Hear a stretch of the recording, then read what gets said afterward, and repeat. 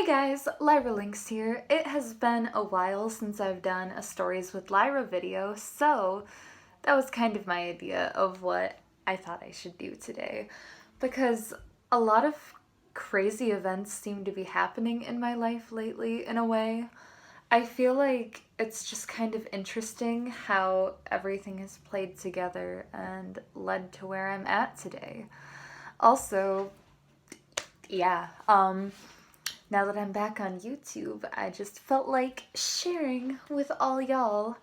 The other day, I had to go to Midland with my mother because she needed to do some shopping out there. Well, our Walmart didn't have any of the stuff that she needed, so we went all the way out there. And that happened to be the day that the dam broke. And so there was a lot of flooding. So as we're going over the bridge, I took a video, which I have already uploaded to YouTube, just going over the bridge area and just seeing how high the water is. Like, if it were any higher, it would cover the bridge, that whole road. Like, everything would be submerged if it were any higher than it was. And we got into town and noticed that there was another big bridge, like red coloration. I'm not sure of any of the names of these places over here, but there were a lot of cars that were parked around it, and half of the bridge was completely submerged. A lot of the area was submerged in water, and people were getting out to get close and take pictures. So, you know, we just kind of also ended up stopping there. Actually, before that, even, while we were still driving along the road, we went to an area where we saw that there was a street that was also completely submerged in water. And we stopped there for a moment to get out and look at it. And I took a few photos that hopefully I can put up somewhere in the video. Probably at the end, I will show the pictures that I ended up taking. But you could see that the whole street was just covered in water. There were houses nearby that weren't quite getting touched by the water yet, but you could tell that it was making its way over that way. You could see speed limit signs. There was like a 35-mile-per-hour sign, and the water was just like up, covering the pole part of it. It was just kind of insane to look at. It was kind of like cool in a weird way. Where I go to college in that town, flooding is pretty common because of the river. So a lot of times the library, since it's near the river, ends up like almost getting submerged in water because it will like overflow. But that's really the worst flooding that I've seen in my life. Like in my general area, things don't end up flooding a lot. So I've never really seen something in person like that was so bad before. Like, it was kind of cool in a way. I guess that sounds weird, but I always feel like even in the worst of circumstances, there's like some beauty in it in a way. I just think that water in general is kind of beautiful. Not to like take away from this at all, because what I'm saying is that this like phased me in a different way than I expected, because I feel awful for these people. I can't stop thinking about them, praying for them, because there are people that had to end up evacuating and losing their homes in those parts, and that's terrible. But it's also really interesting to look at nature and see its destructive power, and as Imogen Heap says, there is beauty in the breakdown. I think that even though this is horrible, there was something interesting about it, and of course we couldn't help but want to look at things and adventure out there. A lot of other people were stopping by that road to snap quick pictures. Some people were actually getting out of their cars, which we didn't do in that specific area.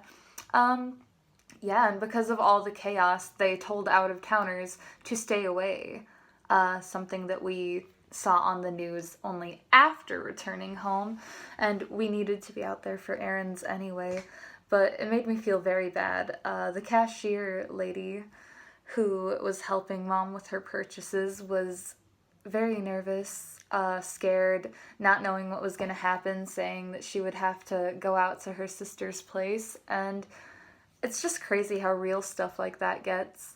So, as I was saying before, we kind of, after getting off at this road area that was covered in water, we went and found this bridge, and half of the bridge was submerged in water. People were getting out and going along a walkway. They were starting to get on the bridge and take pictures.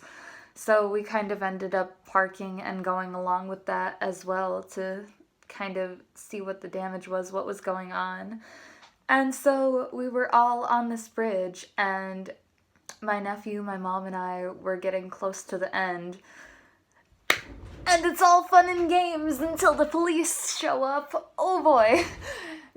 So suddenly, as a bunch of people are getting out on this bridge, we just hear over the, loudspeakers in the police car, "Everyone needs to evacuate," like that. And we immediately got off.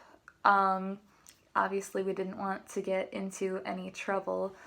And even after we left, eventually the cops pulled away, and then it seemed like more people started to come out. One guy on his bike ended up getting on the bridge again.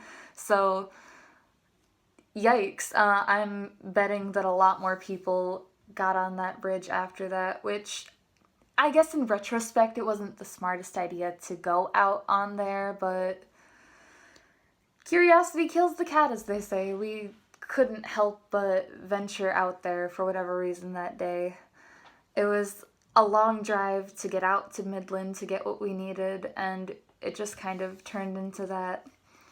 But from that point on, it wasn't really that cool anymore, because we just kept getting emergency alerts saying that more and more people needed to evacuate, and that the dam was collapsing, a structural collapse was imminent, and then traffic started to get absolutely insane. People had to obviously get out, and it was hard going home and looking at these people who are trying to very quickly pack up their lives and leave their homes behind. I just can't even believe it. And then getting home and seeing it on the news, having ended up being there in person, was just something that I can't fathom. I still can't process that. I am very lucky to be where I'm at. I've never even once thought of what would happen if I lost my own home. I can't picture that. That would be horrible. So I feel absolutely awful for these people. I hope that more can be done for them. I've already heard stories that some people are having trouble with insurance, and they're not willing to cover anything at all for them. I mean, I guess obviously you'd need flood insurance, but it's just crazy to see the devastation and the entire park out there submerged in water. Like, all the play sets, just everything underneath there. I literally just can't even fathom it. It's just one of those experiences in my life that really hit me, and it's sticking with me.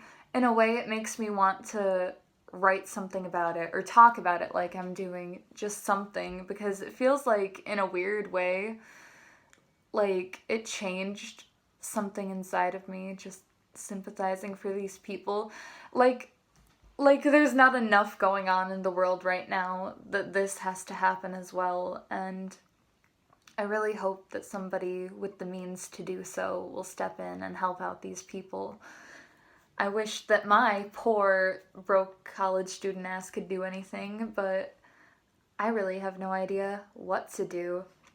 Another terrifying piece of this story is that on the way home, because of all the crazy traffic, people were making a lot of illegal moves and doing some dangerous things while they were trying to get out of town. And as we were going down the road, there were many lanes, traffic going this way, a median where you could turn in the middle, and then more road. We're coming this way, and there's a car that is waiting to turn. And in my mind, Like, something inside of me just looked at that car and I was like, they better not. And as I said it, I already knew that it was inevitable almost. It was like, just, I don't know how to explain this. I don't know if anybody else has ever been in a car accident before. I've had a Stories with Lyra video before where I talked about the small car accident that I was in with my grandma, but yeah, even though I was lucky in that scenario and we were not going very quickly and only came out with like some soreness and bruises, that car accident is something that has stuck with me. I wasn't the one driving, but it just so happened that that car accident happened the day after I got my permit. And yeah, I've had driving anxiety since the beginning of learning how to drive because a lot of important people in my life have experienced car accidents. It's always made me anxious. And then after actually going through a car accident, I now have a little bit more fear when it comes to driving. I don't trust anybody. Even in my small town, there are some crazy drivers that like to pull out in front of you out of nowhere, and so you really always have to be cautious about what you were doing. And yeah, at that moment, I knew exactly what he was going to do. And he did. He came soaring out while we are going at least 55 down the road. And yeah, luckily my mom slowed down enough so that we weren't going to hit him, which we would have if she had reacted any slower. But it was insane because in that moment, I didn't know just how bad my fear was after my first car accident until that moment because it was like a PTSD moment. I flashed back to that point in my life. It was like I was back about ready to face that car accident again. Because in my mind, I thought that this was it. I thought we were smashing into this person. My whole body froze, and my mom said it looked almost like I had gotten a stomach cramp because I completely froze in fear. My whole body tensed, and it was like I was completely bracing for this to happen all over again, and it was out of my control, and there was nothing I could do. But luckily, nothing happened. We were okay. And I'm really glad that we were all okay because we were in our own ways a little bit frazzled. My mom's been in a serious car accident before. I've been in a not very serious one. My nephew, who is also in the car, he's been in one before. So it was just kind of terrifying for all of us in a way. And to think that we just happened to be in this place at this time with all this craziness going on, and that could have been our own last day. Who knows? I don't know. It's just a story that I felt like sharing because just so much happened and I still can't even process it. And while I'm telling stories, there are just like a couple other occurrences that I feel like have been crazy in my life this week. There was this girl that I met at the drive-through of my work a while back, and she said that she had been with her boyfriend for 10 years. We were talking about my name. Obviously, I like to go by Lyra Links on my social media, but we'll just continue to go with that for the sake of the story.